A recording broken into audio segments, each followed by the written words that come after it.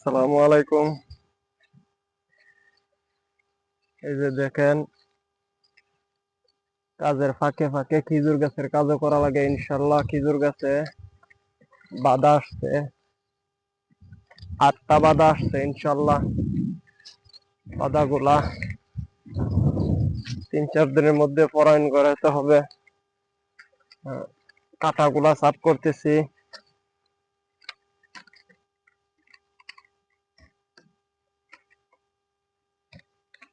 কাঁটাগুলা সাফ না করলে পরবর্তীতে কাজ করা যাবে না, সমস্যা হবে।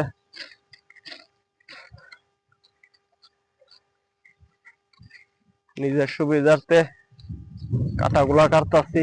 ইনশাল্লাহ এরকম বাধা 7টা আসছে। ইনশাল্লাহ খুব সুন্দর। কাজের ফাঁকে ফাঁকে খেজুর গাছও করা লাগে।